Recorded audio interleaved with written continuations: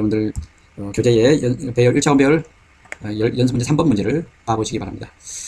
배열을 배우게 되면 어떤 것이 좋냐면 우선은 이렇게 반복문을 확실하게 익힐 수가 있어요. 반복문에 우리가 알듯이 포문이든 while이든 dowhile이든 간에 이런 반복문을 많이 활용하다 보면 배열과 밀접한 관계가 있다는 것을 알게 될 거예요. 두 번째, 배열을 배우게 되면 배열의 어떤 곳에서 무슨 값을 찍어야 하는지, 어떤 값을 활용해야 하는지를 알게 돼요. 그 다음에 배열을 평면에 1차원 배열만 활용하더라도 어떻게 이 문제를 해결할 것인가에 대해서 고민을 많이 하게 되거든요. 그러다 보면 우리 머리가 자연적으로 좋아져요. 그래서 문제 해결에 큰 도움이 된다. 그리고 방금 얘기했던 머리 활용도에서도 배열 문제는 참 중요하더라. 그래서 반복문 배열을 많이 익히셔서 여러분들 머리로 개발하는 데 도움이 되었으면 좋겠네요. 그럼 문제를 읽어보겠습니다. 기석이네 반 학생은 기석이를 포함해서 학생이 10명이다. 각각의 학생의 키를 입력받고, 입력받는다 하는 것은 스캐너프로 입력받는다는 얘기죠. 가장 큰 학생과 가장 큰 학생의 키와 가장 작은 학생의 키, 그리고 기석이네 반 학생의 평균 키를 출력하는 프로그램을 만들어봐라. 단 주어지는 키에 한계가 있네요. 제일 작은 키는 130, 제일 큰 키는 170 사이에서만 입력받으라는 얘기죠. 그 중에서 입력받은 것 중에 제일 작은 거, 입력받은 것 중에 제일 큰 거를 찾아내는 것도 필요하죠. 그 다음에 평균도 필요하죠. 이렇게 될 때는 최대 최소, 그 다음에 합계, 그래야 평균이 나오겠죠. 평균 같은 경우는 이제 보통 소수점까지 나오니까 실수로 표현이라 이런 얘기예요.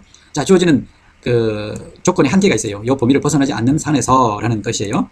그러면 먼저 10개를 입력받는 방법은 이렇게 물론 y를 써도 돼요.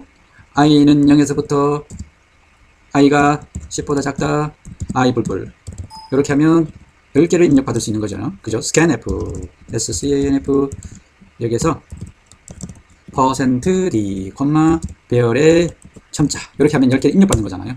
그 입력받는 것 중에서 최대값 구할 때는 그 중에서 제일 큰 놈을 찾아야 되니까 한 번 더 반복문을 활용하되 반드시 중괄호를 줘서 여기서 조건을 걸어주는 거예요. 내가 생각했던 배열의 첫 번째 값이 i가 0으로 넘어올 땐 크다면 변수로 잡았던 max보다 라고 하는데, 이 max는요 먼저 여러분들이 이렇게 최대값을 해줘야 돼요.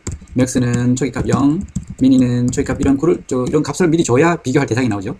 그럼 여기 max는 0으로 초기값을 주면 새로 들어온 값은 키가 130보다도 작으면 안 되니까 여기서부터 여기 사이니까 굳이 최대값을 0으로 안 줘도 되네요. 130을 줘도 되겠네요. 그죠? 네. 그러면 130보다도 크면은 이제는 max 값이 더 큰 수가 되잖아요. 네.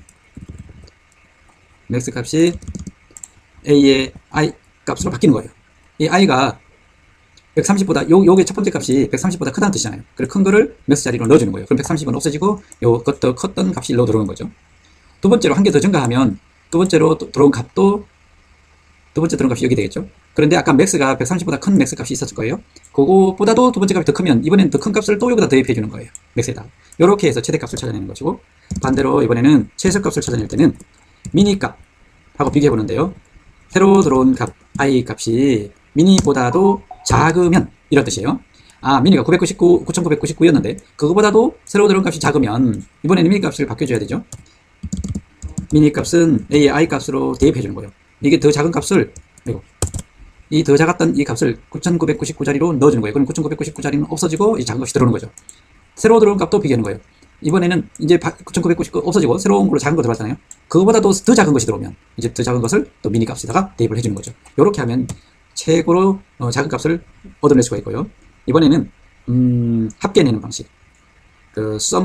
보통으로 합계낼 때는요, 이 sum이라는 변수를 많이 쓰거든요. 그래서 a의 i 값을 이렇게 대입해 놓으면 0배열 거 더하고 1배열 거 더하고 2배열 거 더하거든요. 그래서 여러분들이 지난번에 배웠던 변수 중에 이런 연산자 중에 플러스는 이런 연산자를 본 적이 있을 거예요. 그죠? 네, 여기 것을 계속 여기다 담아라 이런 뜻이잖아요. 이렇게 하면 총 합계가 만들어져요.